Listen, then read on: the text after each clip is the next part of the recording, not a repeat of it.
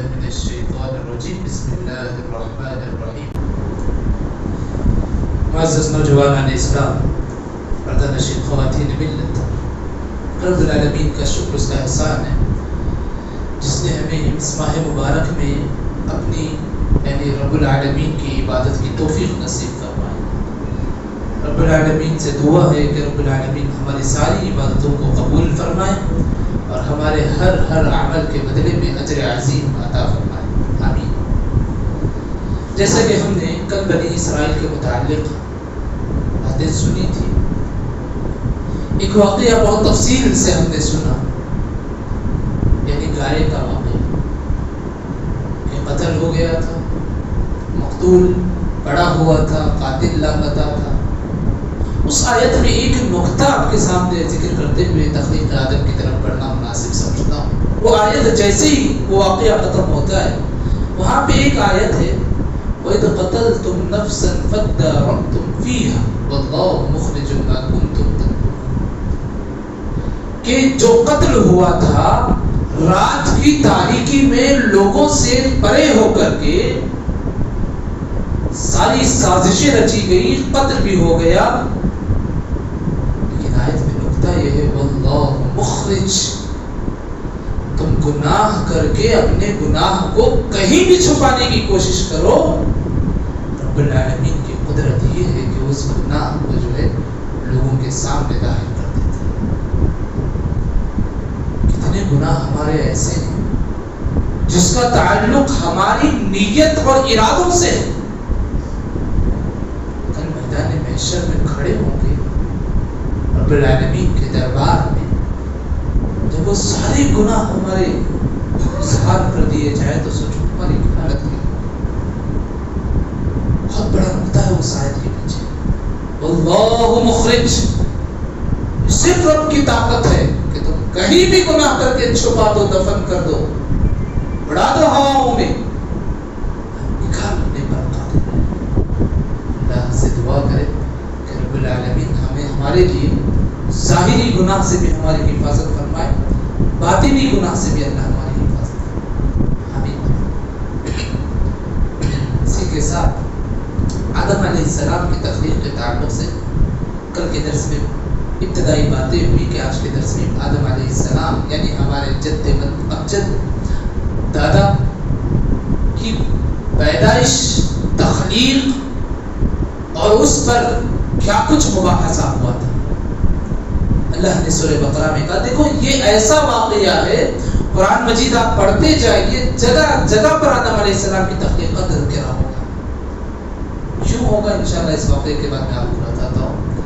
جب آدم علیہ السلام کی تخلیق کی بات ہوئی، رب العالمین نے فرشتوں کے بھرے دربار میں رب العالمین نے اعلان کیا کہ میں زمین پر خلیفہ اتارنے والا ہوں. فرشتے جیسے ہی سنے رب العالمین سے کہنے لگے، دیکھو اپنی جو رائے ہوتی ہے رب العالمین کے سامنے پیش کرتی ہے. تو ایسی مخلوق کو زمین میں اتار رہا ہے جو زمین میں فساد برپا کرے گی، خون خرابہ کرے گی، فتنہ مچائے گی. فرشتے اپنی جو ہے رائے کو ظاہر کر دیے. رب العالمین نے کہا میں وہ باتیں جانتا ہوں جس کو تم نہیں جانتے. آدم کی تخلیق ہوئی، مٹی سے آدم علیہ السلام کو رب العالمین نے بنایا اور روح پھونکی، روح اندر داخل ہوئی، ناک تک پہنچی، آدم علیہ السلام کو چھینک لائق ہوئی. آدم علیہ السلام نے اللہ کی تعریف بیان کی، الحمدللہ.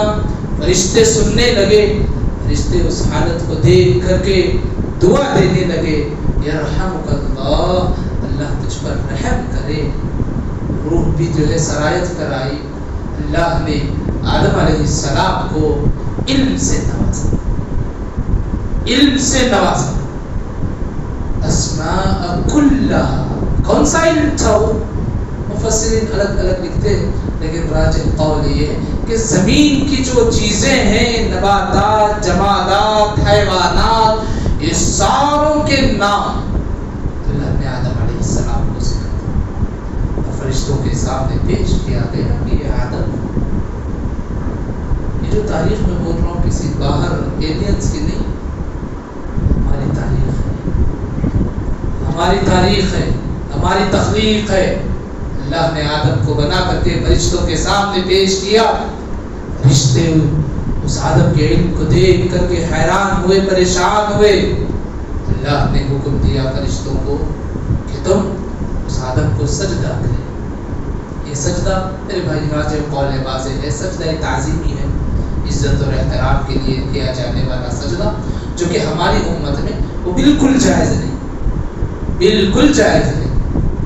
فرشتے سجدہ کی اور اسی اجلاس میں، اسی سجدے کی کاروائی میں ابلیس بھی وہاں موجود تھا. اس نے سجدہ کرنے سے انکار کر دیا. انکار کیوں کیا؟ عذر پیش کرنے لگا، یہ آدم تو مٹی سے بنایا گیا ہے، میں تو آگ سے بنایا گیا ہوں. مٹی کی صفت ہے نیچے آنے کی، گرنے کی، میری صفت ہے اونچا اڑنے کی. اس نے قیاس آرائیاں شروع کر دی، رب العالمین کے حکم کی نافرمانی شروع کر دی. وہاں سے اللہ رب العالمین نے اس ابلیس کو دھتکار کر کے بھیج دیا. وہاں سے ابلیس کا لقب، شیطان کا لقب رجیم پڑا. کہاں ہے رجیم؟ کہیں پڑھے ہیں؟ پڑھے ہیں کہیں پر؟ رجیم، لفظ رجیم، اعوذ باللہ من الشیطان الرجیم، دھتکارا گیا شیطان. وہاں سے اس کا لقب پڑا رجیم. اور اللہ رب العالمین سے عذر پیش کرنے لگا کہ رب العالمین مجھے مہلت دے، مجھے مہلت دے کہ اس نسل کو فتنے مبتلا کروں. اللہ رب العالمین نے اس ابلیس کو، شیطان کو مہلت بھی دے دی، طاقت بھی دے دی، قوت بھی دے دی، سب کچھ عطا کر دیا. اور اللہ نے کہا اخلاص والے جو بندے ہوتے ہیں تو انہیں بھٹکا نہیں سکتا. اخلاص والے بندے جو ہوتے ہیں تو بھٹکا نہیں سکتا. ہوا یوں، چلو سجدے کا معاملہ وہ بھی ہو گیا، ابلیس کو مہلت بھی مل گئی. آدم علیہ السلام کو فرشتے جو ہے تعظیم بھی کر لیے. پھر اللہ رب العالمین نے آدم علیہ السلام کا نزول پہلے جنت میں اتارا. جنت میں اتارا، جیسے پہلے جنت میں 1 2 3 نہیں، سب سے پہلے جو اتارا گیا جنت میں اتارا. اور اللہ نے منع کر دیا کہ ایک جگہ ایسی ہے، وہ جگہ منع ہے، وہاں نہیں جانا، وہ درخت کی جگہ نہیں جانا. اسی دوران تخلیق حوا دیا، حوا علیہ السلام کی تخلیق. آدم علیہ السلام کی پسلی کی ہڈی، آدم علیہ السلام آرام کر رہے تھے، آدم علیہ السلام کی پسلی کی ہڈی سے جو ہے نکاح خروج کر کے حوا علیہ السلام کی تخلیق ہوئی، جو آدم کے لیے سکون کا باعث بنی تھی، آدم علیہ السلام کے لیے ہم سفر طے ہوئی تھی. دونوں کی تخلیق ہوئی، دونوں جو ہے جنت میں رہائش پذیر تھے. اور جنت میں جو ہے صرف ایک جگہ جانے سے منع کر دیا گیا تھا، اور اس ایک جگہ کی طرف شیطان بار بار کوشش کر رہا تھا آدم علیہ السلام اور حوا علیہ السلام کو کہ وہ درخت کے پاس جائے، ممنوع درخت کے پاس جائے، وہ پھل کھا لے.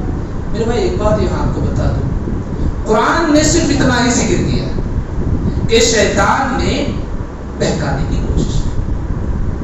اللہ معاف فرمائے، لوگ نہ جانے کہاں کہاں سے لے کر آتے ہیں کہ وہ شیطان مور کی شکل میں آیا، سانپ کی شکل میں آیا، فلاں کی شکل میں آیا.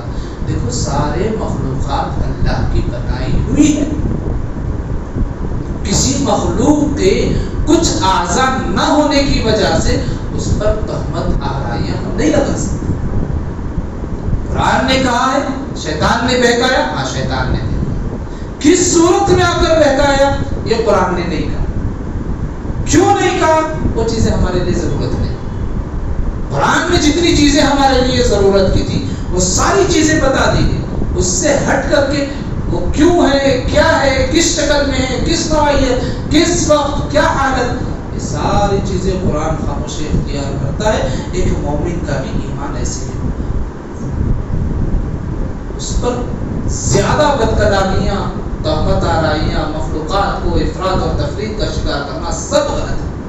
آدم علیہ السلام اور حوا علیہ السلام ہوا یوں کہ اللہ کی مشیت تھی کہ وہ درخت کے پاس جانا تھا، پھل کھانا تھا، جرم ہونا تھا، زمین میں ان کا نزول ہونا تھا، پھر آدم علیہ السلام زمین میں اتار دیے گئے، اتارنے کے بعد اللہ سے توبہ بھی کر لیے، توبہ کرنے کے بعد رب العالمین نے انہیں معاف بھی کر دیا، مہلت بھی دے دی اور کہا تمہاری نسلوں میں سے جو ایمان والے ہوں گے، نیک عمل کریں گے، ہم ان کا آخری ٹھکانہ وہی جنت میں بھیج دیں گے جس جنت سے تمہیں نکالیں گے۔ زمین میں آنے کے بعد تمہاری نسلیں بھی اگر ہمارے راستے کے منع کردہ چیزوں اور حدود کی پاسداری نہیں کریں گے، ان کو پھر زمین میں جہنم رسید کر دیا جائے گا۔ یہ پوری زندگی اور انسانیت کا خلاصہ رب العالمین نے نقشہ پیش کر دیا۔ بس یہ نقشے کو ذہن میں رکھ کر کے ہماری زندگی گزرنی۔ ہم کیا کرتے ہیں؟ واقعہ سنتے ہیں، ابلیس کا نام کیا تھا، فرشتوں میں سے تھا کیا، کس میں سے تھا، اختلافات میں پڑھنے کی ضرورت کیا ہے؟ اللہ کے حکم کی نافرمانی کیا، اللہ کی رحمت سے دور ہو گیا۔ اگر ہم بھی اللہ کے منع کردہ راستوں پہ چلیں گے، حکم کی خلاف ورزی کریں گے، رب کا عذاب ہم پر بھی آئے گا، رب کی پکڑ ہمارے لیے۔ یہ واقعے سے ہمیں سبق لینا چاہیے۔ تو لہذا مختصراً آدم علیہ السلام میں تخلیق سے زمین میں بھیجنے تک کا یہ مکمل خلاصہ قرآن مجید میں جگہ جگہ جگہ منقول ہے، مختصر طور پر میں نے آپ کے سامنے رکھ دی۔ اور اس کے بعد ایک اور بات، اسی صورت میں آیت الکرسی کا ذکر، سورۃ البقرہ، تلک الرسل جیسے ہی شروع ہوتی ہے، وہاں پہ اللہ لا الہ الا هو الحی القیوم لا تأخذه سنة ولا نوم، مکمل آیت الکرسی ہے۔ کہاں تک ہے؟ وهو العلی العظیم، وہاں تک جو ہے آیت الکرسی۔ یہ بہت فضیلت والی آیت ہے۔ جیسے ہی تم سورۃ الفاتحہ کو اہتمام کے ساتھ یاد کرتے ہو، آیت الکرسی کو بھی بڑے اہتمام کے ساتھ یاد کرو، اس کی پابندی کرو۔ بچوں کو یہ عادت ڈلواؤ کہ رات میں سونے سے پہلے کچھ پڑھے یا نہ پڑھے، آیت الکرسی پڑھ کر کے سنا، ان کا معمول بن جائے۔ کیوں؟ ایک واقعہ میں آپ کے سامنے ذکر کرتا ہوں۔ دیکھو، اللہ کے نبی صلی اللہ علیہ وسلم مدنی زندگی گزر رہی تھی۔ صحابی رسول ابو ہریرہ رضی اللہ عنہ جو زکوٰۃ جمع ہوتا تھا وہاں کے نگران تھے۔ ایک دن شیطان انسانی یعنی چور کی شکل میں آیا، زکوٰۃ کا مال جو جمع تھا اناج چرانے لگا۔ ابو ہریرہ رضی اللہ عنہ اس کو پکڑ لیا، یہ نگران تھے، رات کا وقت تھا، اور عذر پیش کرنے لگا کہ میری بیوی بچے بھوکے ہیں، مجھے چھوڑ دیجیے، میں کل لے آؤں۔ کون تھا؟ شیطان۔ جس کو دے دو، جو لے لینے دو، جو لے لینے دو۔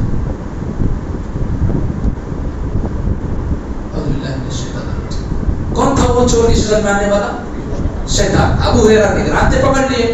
پکڑتے ہی انہیں اس شیطان نے جو ہے معذرت پیش کی، میں بیوی بچوں والا ہوں، بھوکے ہیں، پیاسے ہیں، تھوڑا اناج دے دو، میں جا کر کے انہیں کھلا دیتا ہوں۔ یہ صحابی رسول ہے، ترس کھا گئے، بول دیے کہ چھوڑ دیے، جاؤ لے کر کے جاؤ۔ پھر دوسرے دن چوری کرنے آیا، پھر دوسرے دن ابو ہریرہ نے پکڑ لیا اس کو، پکڑ کر کے بولے آج تجھے نہیں چھوڑنا، کل صبح ہونے دو، فجر میں اللہ کے نبی صلی اللہ علیہ وسلم کے دربار میں پیش کرو۔ پھر عذر پیش کرنے لگا، معاش نہیں ہے، فلان نہیں ہے، بچے بیمار ہیں، پھر اناج لے کر کے چلا۔ ابو ہریرہ چھوڑ۔ تیسرے دن پھر آیا چوری کرنے کے لیے، وعدہ کر کے گیا کل نہیں آؤں گا، تیسرے دن پھر آیا چوری کرنے کے لیے۔ ابو ہریرہ پکڑ لیا، کہا آج تو کتنی بھی قسمیں کھا لے، جھوٹی باتیں کہہ لے، میں تجھے چھوڑنے والا نہیں، جو بھی ہو جائے تجھے چھوڑنے والا نہیں، کل فجر ہونے دو، اللہ کے نبی کے دربار میں تجھے پیش کروں۔ اب کہنے لگا دیکھو میں 2 دن جو بولا تو جھوٹ بولا تھا، آج بول کر کے جاؤں، سچ بول کر کے جاؤں۔ ابو ہریرہ نے کہا کیا بولوں؟ کہا کہ آیت الکرسی پڑھا کرو، شیطان تمہیں تکلیف نہیں دے۔ بول کر کے چلا گیا۔ اس نے کہا تھا میں سچ بولوں گا، چھوڑ دیا ابو ہریرہ رضی اللہ عنہ۔ دوسرے دن صبح میں اللہ کے نبی صلی اللہ علیہ وسلم کے پاس 3 دن کا واقعہ سنا۔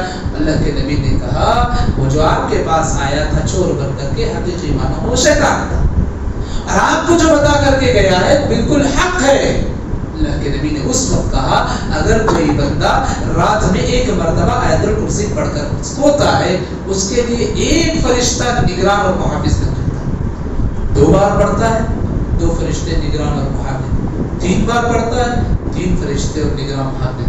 میرے بھائی مختصر ہے 3-4 لائن کی آیتیں ہیں, اس کو پڑھ کر کے سو بچوں کو عادت دلواؤ. اسی کے ساتھ آمن الرسول یعنی سورہ بقرہ کی جو آخری آیت ہے اس کو بھی پابندی سے پڑھواؤ.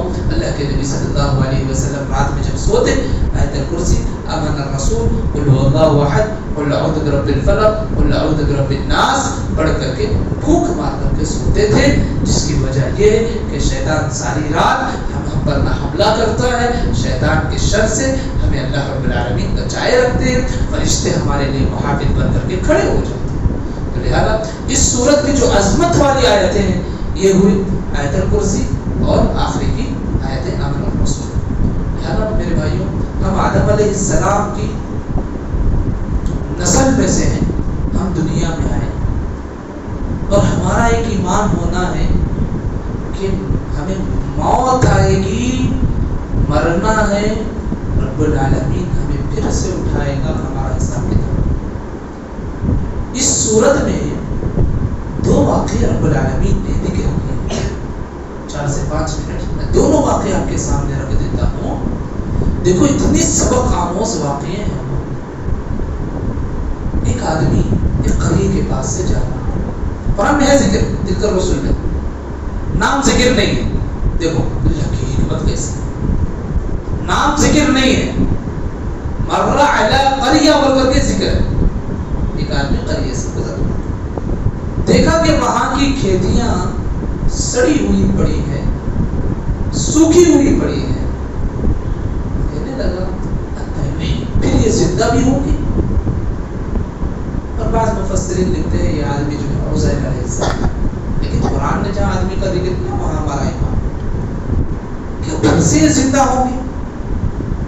اسی وقت فاماتہ اللہ, اللہ نے اس پر موت طاری کر دی. اسی وقت مر گیا. مر کر کے پڑا رہا کتنے دن, قرآن کہتا ہے 100 عام, 100 سال, 100 سال رہا.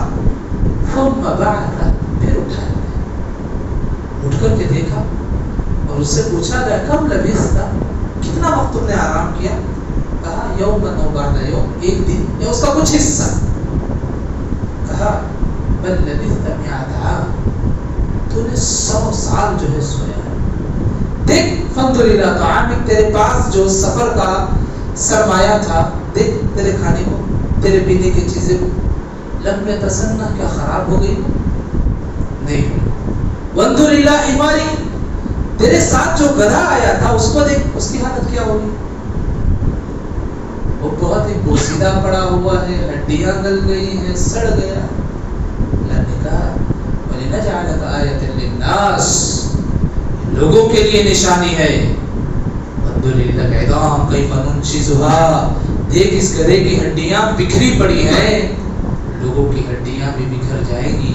رب العالمین سب کو اکٹھا کرے گا, جمع کرے گا. سبق آموز بالکل یہ واقعہ جہاں ختم ہوتا ہے رب العالمین نے بطور تمثیل ایک اور واقعہ ذکر کر دیا, ابراہیم علیہ السلام. ابراہیم علیہ السلام کا واقعہ کیا رب العالمین نے ذکر کیا؟ کہا ابراہیم علیہ السلام اللہ سے, یا رب تو ہمارے مرنے کے بعد پھر کیسے زندہ کرتا ہے؟ کون کر رہے ہیں سوال؟ ابراہیم خلیل اللہ, کیف تحیی الموتى, مرنے کے بعد کیسے پھر زندہ کرتا ہے؟ اللہ نے کہا کیا تجھے ایمان نہیں؟ ابراہیم علیہ السلام نے کہا بلا, میرا ایمان تو ہے, ولیکن لیطمئن قلبی, میرے دل کو اطمینان ہو جائے اس لیے میں نے.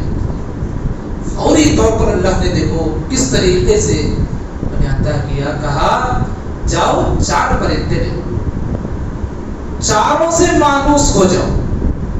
جب پرندوں سے بندہ مانوس ہوتا ہے, ایک چڑی اگر پالتا ہے اور کئی مانوس ہونے کے بعد دوسرے چڑیوں کے درمیان بھی اس کو چھوڑ دو تو پہچان لے گا میری والی چڑی کون سی تھی, میرے پاس جو پرندہ پروان چڑھ رہا تھا, پرورش پا رہا تھا, کون سا. اللہ نے کہا چاروں کو لے لو, لے کر کے مانوس ہو جاؤ اور پھر چاروں کو ذبح